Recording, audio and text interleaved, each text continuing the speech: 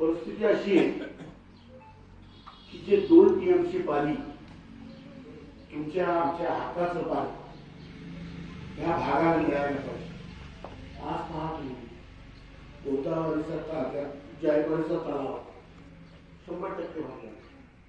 पाणी चाललंय खाली आंध्र प्रदेशला.